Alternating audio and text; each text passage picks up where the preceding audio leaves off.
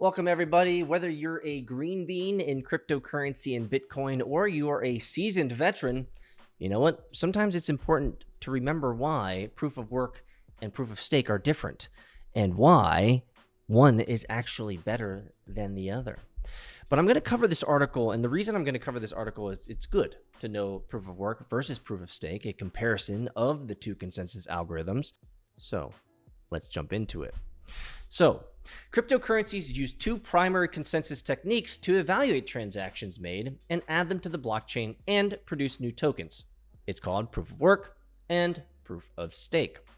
Bitcoin was the first to introduce the concept of proof of work, which relies on mining to accomplish its objectives. Cardano, the ETH2 blockchain, is now using proof of stake to achieve the same purpose through staking. Without a centralized power like Visa or PayPal in the middle, decentralized cryptocurrency networks must ensure that no one spends the same money again. A consensus mechanism, which is a system that allows all the workstations in a cryptographic network to agree on which transactions are legal and right, is used to accomplish this. Consensus techniques are employed by the majority of cryptocurrencies, and proof of stake is the newer of the two, engaged in Ethereum 1.0, Bitcoin, and other cryptocurrencies. Ethereum 2.0, Cardano, Tezos, and others, usually newer cryptocurrencies, are powered by proof of stake, a more unique consensus method. I guess the other one was proof of work, obviously. We've linked proof of stake and proof of work labor in this explainer because it's essential to understand the other first. So let's first understand proof of work. In the early days of cryptography, a consensus process known as proof of work was all that was available. The concepts of proof of work and mining are intertwined. Because the network demands so much computing power, it is referred to as proof of work. To secure and verify proof of work, blockchains, virtual miners worldwide compete to solve a mathematical challenge. The network rewards the winner with a set of cryptocurrency for updating the blockchain with more recent verified transactions. Even for a simple but precious cryptocurrency like Bitcoin, proof of work has several distinct advantages. Decentralized blockchains can be maintained safely and securely using this method.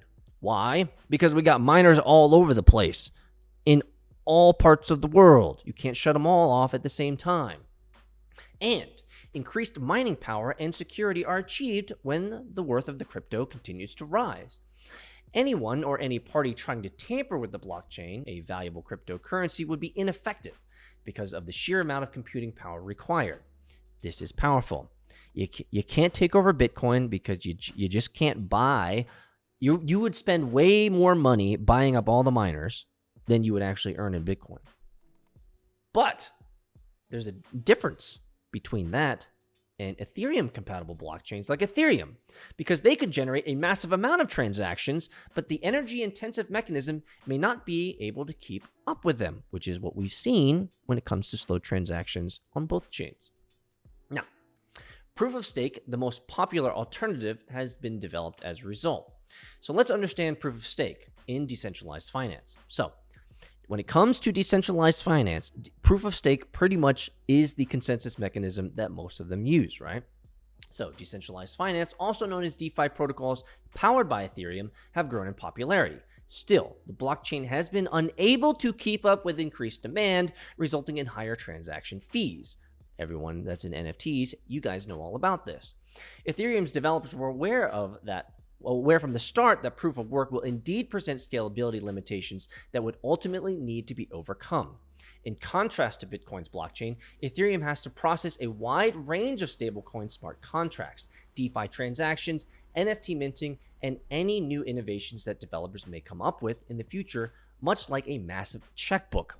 As a result, they've begun rolling out a whole new ETH2 blockchain in December of 2020, and it's expected to be done by 2022. In the improved version of Ethereum, proof of stake, a faster consensus method, and much less resource expense will be used. So they're moving essentially from proof of work to proof of stake. Now, you guys have known this for a long time, and we're going to be talking about this at the very end of this. So this is the other option.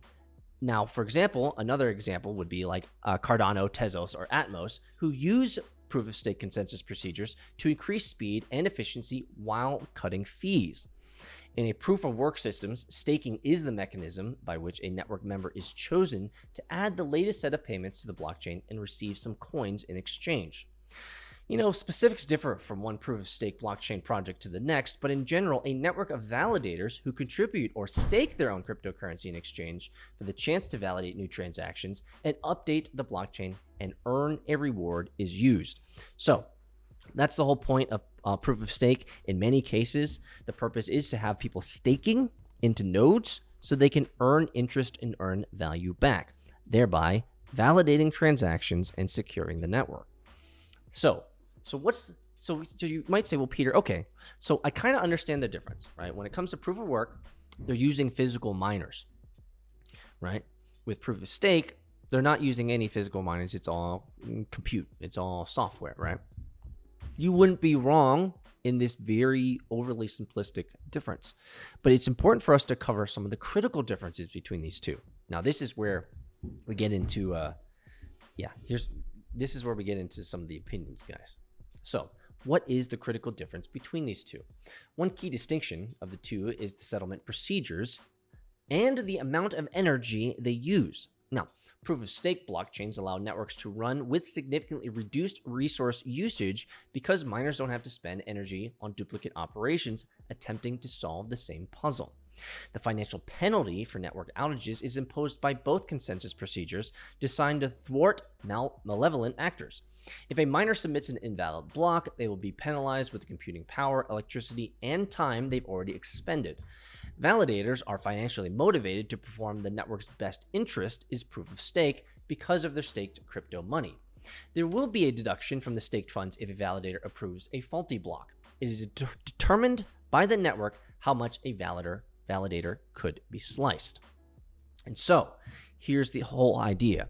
The point is that there is a difference when it comes to proof of work and proof of stake. So now that you're here, let's get to my TLDR. Took too long, did not read. Which one's better, proof of work or proof of stake? Here's what you need to know. And this is important for everyone out there who has ever asked or ever questions, which is the better one. It's proof of work. Now, we have talked about this, right? We have covered this, right? We have done videos. You guys could check out the other videos where there's all this bad information about how mining is killing the environment. None of that is true. First off, none of that is true. Second off, you need to spend money to earn money. Okay? Proof of work has a requirement that you have to have cost associated with creation of value, right? So people buy these miners, right? These miners, like this one, they buy miners. It costs money, $500. So they could earn $500 plus back. That's proof of work, essentially. You've spent the money to earn the value. Here it is, physical. I spent the money, I get the value. With proof of stake, that is not true. There is no work. There's no work happening. You might say, well, Peter, what do you mean? Where's the work? Who created the software? It's just software running in the background. It's just compute running in the background. It's just a consensus method code. It's just entries in a database. There's no work. And so based on that alone, the security of POS versus POW, POW is far superior, period.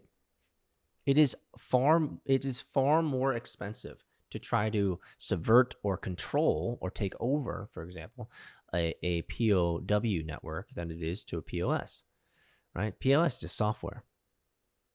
POW, there's hardware as well. That is why proof of work and Bitcoin is the baby mama. It's the mother, man. You can't beat it. It's impossible. Like, subscribe, smash the like button, do the nasty. Have a great day, guys.